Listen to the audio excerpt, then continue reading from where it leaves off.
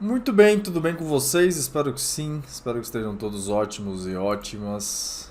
O texto de hoje, para falar sobre pirâmide financeira, e antes que você fique preocupado ou preocupada, não se trata de é, esquemas fraudulentos, né? As conhecidas pirâmides financeiras, onde quem está no topo não faz nada e ganha de uma forma ilegal, né? Ganha dinheiro de uma forma ilegal e imoral. Não é sobre isso que eu estou falando, mas vocês vão entender que existe uma pirâmide financeira que vale a pena conhecer, tá bom?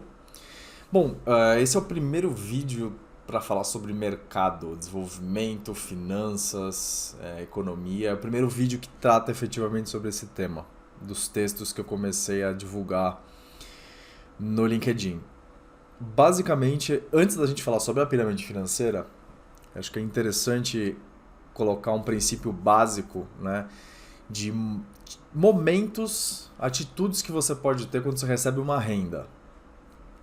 Basicamente, essas atitudes, elas são, você tem três tipos de atitudes que você pode tomar quando você recebe um dinheiro. Seja ele através de lucros que você receba, através de um arrendamento que você faz e você recebe o dinheiro desse aluguel, seja o seu salário, seja um tipo de serviço que você preste, enfim. Quando você recebe dinheiro, você tem renda para você. Você pode tomar três atitudes basicamente. Você pode, primeiro, né, a primeira delas, você pode consumir essa renda, ou seja, você troca o seu dinheiro por outro dinheiro em outra espécie ou por serviços e bens, né? Você compra serviços e bens, né? Você troca valores, vamos dizer assim. Então você consome, você gasta, enfim, o nome que você quiser dar, dependendo da origem do gasto, você pode colocar como despesa, como consumo, enfim. Mas basicamente é você consumir. Você troca isso por outra coisa que você entende que tem igual valor, né? Esse é o primeiro tipo de atitude. Tem uma outra atitude que é você, a princípio, não toma nenhuma decisão, né? Você recebe o dinheiro, você tem a renda para você, só que você nem consome, nem imobiliza esse dinheiro, né? Você nem investe ele, trava esse dinheiro, tira a liquidez dele. Não, você não faz nada. A este tipo de atitude a gente dá o nome de poupar. Então, sabe a poupança? Por que a sua poupança no banco ela, ela rende pouco e por que você. Qual que é a mecânica, a dinâmica que você utiliza a poupança? Você tem um dinheiro lá, ele rende alguma coisinha, mas você pode tirar aquele dinheiro a qualquer momento sem prejuízo de taxa, etc. O que significa? Significa que você deixa lá e você tem liquidez imediata para utilizar aquele dinheiro para outros fins. Mas a poupança, não entenda a poupança como investimento, porque de fato não é. A poupança é a não atitude, a não ação em relação à sua própria renda, tá? E existe o terceiro, a terceira tipo de atitude, que na verdade é a atitude que vai dar origem à pirâmide financeira que eu trato no texto, que é o investimento. Então, se as duas primeiras decisões você pode ou consumir, ou seja, trocar, ou você pode poupar, ou seja, não fazer nada, tem a terceira que é, poxa, eu tenho dinheiro, eu quero usar ele para alguma coisa, mas eu não quero usar ele para gastar. Então eu quero ter esse dinheiro, eu perco, vamos dizer assim, momentaneamente, temporariamente, a possibilidade de gastar ele, mas eu espero esse momento para que daqui a um tempo eu receba um valor maior do que eu tenho hoje. A essa ideia de não gastar e não poupar para rentabilizar daqui a algum tempo um valor maior do que eu tenho hoje, basicamente essa é a ideia de investimento. Né? Simples, acho que todo mundo basicamente já passou em algum momento por esse conceito, né? Investir em alguma coisa. Tem conceitos até subjetivos, investir o seu tempo. O que é investir o seu tempo? Você gasta a sua energia, a sua atenção e o seu tempo fazendo alguma coisa porque você entende que aquilo ali vai te dar um bem-estar maior, né? Então você investe um tempo numa amizade. Por quê? Porque você sabe que é uma pessoa bacana, é legal, ela te traz conhecimento, ela te traz boas experiências, ela é uma pessoa que traz valores interessantes, lealdade, amizade, enfim, carinho, preocupação, e você investe o seu tempo nela porque você sabe que aquela relação te traz um bem-estar. É uma postura um pouco individualista não, totalmente individualista. Mas todo mundo faz isso em algum âmbito, né? E dependendo do nível de individualismo, é até saudável você pensar dessa forma. Mas, então é basicamente isso. O investimento, a ideia é essa. É você investe o seu tempo em alguma... você investe o seu dinheiro em algum tipo de formato que te traga mais valor, mais expansão no futuro. E aí aquele valor que vai se transformar em algo maior, você pode tomar novas atitudes sobre ele. Então você investe o seu dinheiro e daqui a algum tempo você recebe um valor maior. Esse valor maior, o que você faz? Você pode poupar, você pode consumir ou você pode investir ele de novo. Então é uma coisa cíclica e dinâmica. Tá? Então esse é o fluxo bem básico dos tipos de atitude financeira que você pode ter. O que você pode fazer com o fluxo do dinheiro.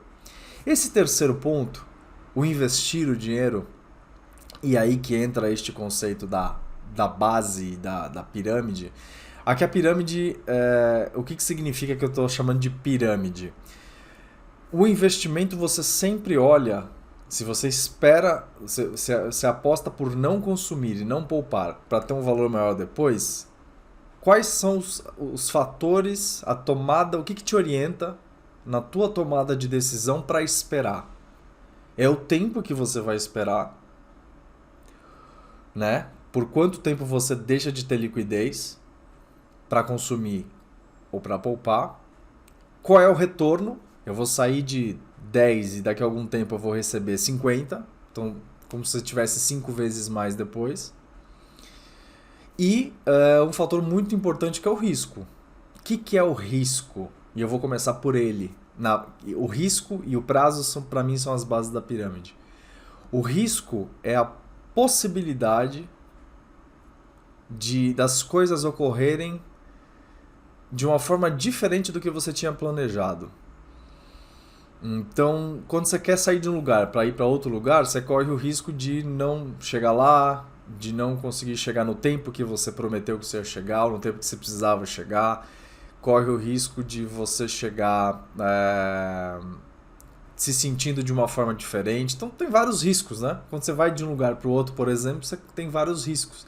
Não necessariamente o risco precisa ser alguma coisa negativa. A gente geralmente dá uma conotação negativa para o risco, que é sair fora do que a gente tinha planejado, mas de uma forma ruim. Mas existe o risco de dar certo. O que é o risco de dar certo? Quando você investe, você quer investir numa empresa, investir em alguma coisa, ou investir no teu próprio negócio, e aí, cara, você achou que ia crescer 10 e cresceu 100.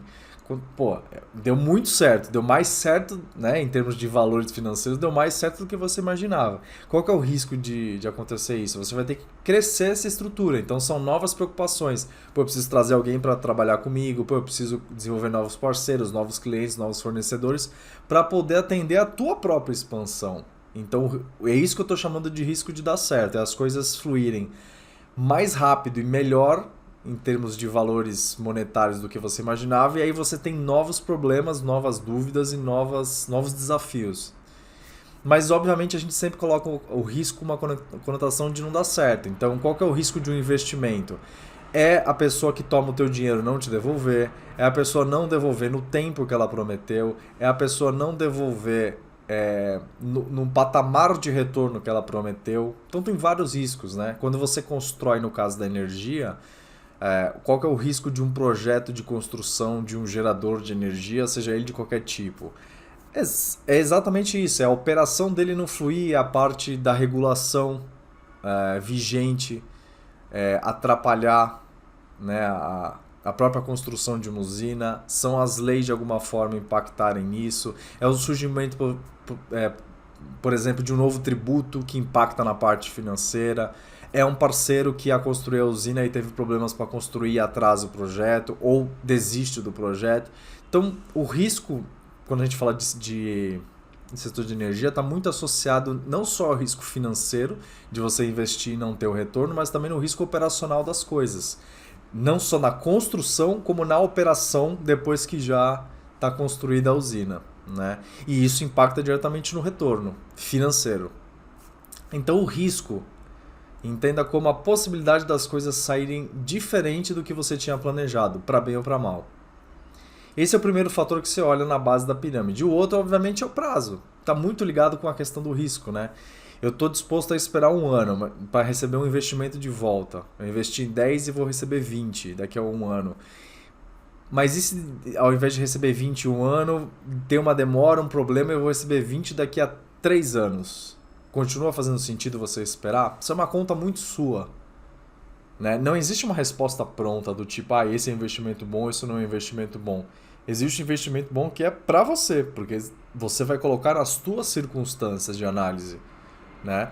Tem gente que talvez esperar... Você investe 10 e tem 15 de retorno em um ano, tem gente que acha isso maravilhoso, tem gente que acha isso péssimo. Por quê? Porque depende das condições que você tem de outros investimentos. Né? Ou da tua própria visão de negócio. E às vezes esperar para dobrar o investimento, você vai investir 10, recebe 20 em um ano. Interessante, mas de repente a mesma pessoa receber 20 em 2, 3 anos já não é mais interessante. Então perceba como depende muito, os fatores não estão muito claros. O que está claro é que o prazo, que é o tempo que você deixa de consumir, de poupar para investir, ele é importante na sua análise.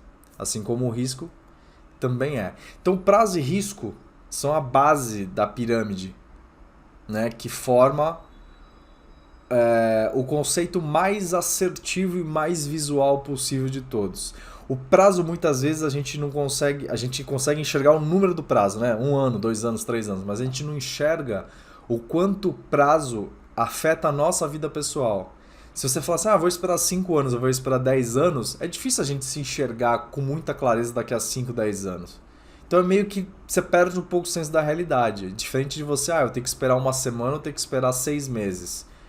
São prazos até relativamente curtos os dois, mas você entende o impacto de não ter dinheiro em uma semana e o impacto de não ter dinheiro em 6 meses. É muito mais próximo da tua realidade e faz com que você tome decisões mais assertivas para você.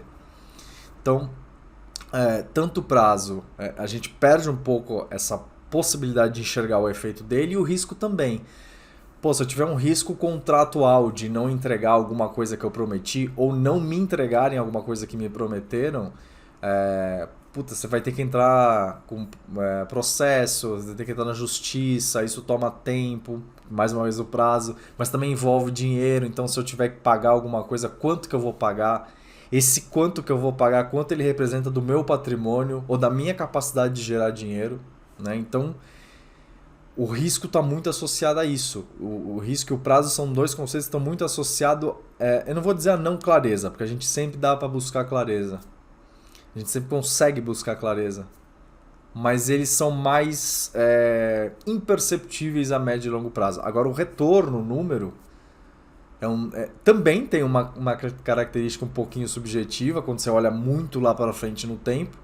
Porém, o retorno é assim, 10% de retorno, 15%. Ou então, eu vou investir isso aqui porque daqui a 10 anos eu vou ter monetariamente R$1 milhão. Lógico que o dinheiro ao longo do tempo, R$1 milhão daqui a um ano é diferente de R$1 milhão neste momento. Né? E isso a gente pode entrar com mais calma no detalhe ao longo do tempo. Né? O dinheiro tem variações, né? A sensação de poder de compra e tudo mais, ela se altera ao longo do tempo. Então, R$1 milhão hoje é diferente de R$1 milhão daqui a 10 anos. Então, até que se eu te perguntar agora o que você prefere, ter R$1 milhão agora ou R$1 milhão daqui a 10 anos, você vai falar que você prefere agora. Por quê? Porque você vai, teoricamente, seguir o princípio da liquidez. Eu prefiro ter agora esse dinheiro porque, tendo agora, eu consigo ou consumir, ou poupar, ou investir ele em outra coisa. E aí eu tenho, daqui a 10 anos, muito mais do que R$1 milhão. Então perceba que o prazo e o risco estão na base da pirâmide, mas o retorno é aquele que você vai olhar e falar assim, o retorno é interessante, compensa eu esperar esse prazo e compensa eu aceitar esse risco, para ter tantos por cento de retorno, para ter tantos reais de retorno dentro dessas condições. Tá? O que acontece? Acho que aí, só para finalizar, pegando o gap do setor de energia, você na posição tanto de investidor de um projeto de energia ou como consumidor de um projeto de energia, quando eu digo consumidor você compra ou aluga um sistema, por exemplo, solar para você mesmo, você está fazendo investimento, mas é para bater a sua conta de luz, né? É diferente de você comprar um sistema para alugar para alguém, como business, como negócio. Não, você está usando, ainda que você compre ou você alugue um sistema, um gerador ou um sistema elétrico que produz geração elétrica, de energia elétrica, é isso que eu estou chamando de consumidor. Independente de que posição que você está, investidor ou consumidor, você vai olhar para essa base. Né? Então, quando você compra um projeto, assim, pô, quanto que eu vou poupar de energia em 5 anos comprando esse gerador agora? Ou alugando esse gerador agora? Ou então, se eu pegar um dinheiro meu e investir num projeto, numa usina que produza geração de energia, quanto tempo eu vou ter que esperar para ter um retorno interessante? Então, de repente, eu faço um contrato, um aluguel que dure 10 anos, né? Eu tenha recebimentos por 10 anos e todo o retorno, todo o dinheiro que eu investi, ele volte para mim já na metade do tempo, né? Em 5 anos. Aí depois os próximos 5 anos nesse contrato é só o recebimento de dinheiro, mas que já se pagou, né? Esse é o famoso payback, é o conceito do payback. Mas, então, independente de que posição que você está, você, como consumidor de energia ou como investidor de projetos de energia, você vai olhar esses fatores que eu acabei de falar. O quanto é importante para você ter dinheiro para consumir. O quanto você tem a capacidade de esperar não consumir para investir em alguma coisa. Seja para você ou seja para alguém. Quando a gente fala de projetos de energia, de sistemas de energia. E aí, quando você tem a possibilidade de investir, você vai olhar exatamente isso. Tá, quanto tempo eu vou esperar para não consumir e qual é a chance de isso dar errado, por exemplo? Qual é o risco de sair fora dos conformes? E aí você vai olhar se compensa você tomar esse risco e esperar esse tempo para ter um retorno a ser definido. E essa é a base da pirâmide da tomada de decisão. Lógico que eu estou simplificando muito, e isso é muito mais complexo do que isso. Tem uma série de fatores de um arcabouço de teoria econômica por trás que vai cada vez mais desdobrar, questionar isso. Né? Não é uma resposta pronta, mas é um ponto de partida para reflexão. Acho que muito mais... Todo o conteúdo que eu trago, muito mais do que a resposta, é a abertura. Né? Tive um professor na faculdade que dizia um negócio que era muito interessante, que os clássicos, né? Os filósofos, os grandes cientistas, principalmente os filósofos e os pensadores da área econômica, muito mais do que dar grandes respostas, é levantar grandes perguntas. Né? Uma frase bonita, de efeito, mas é muito real isso. Né? O que você faz para poder, de fato, esclarecer um ponto e trazer mais conhecimento e mais assertividade para a base de discussão. Tá bom? É isso. Se você gostou, compartilhe esse vídeo. Deixa o seu like se você quiser ou não. Sempre estou falando isso. Mas espero que tenha contribuído para começar a base de discussão, porque isso aqui, esse desenvolvimento econômico, ainda que seja dentro de uma ideia capitalista, vamos dizer assim, de investimento, mas ele está muito ligado ao desenvolvimento econômico, que está ligado à sustentabilidade do negócio. Né? E isso aqui a gente vai aprofundar cada ponto, e cada ponto vai ser subaprofundado em outras categorias para a gente entender quais são os vários formatos e os vários pontos de discussão que vão fortalecer essa conversa aqui. Tá bom? É isso. Um abraço a todos e até a próxima.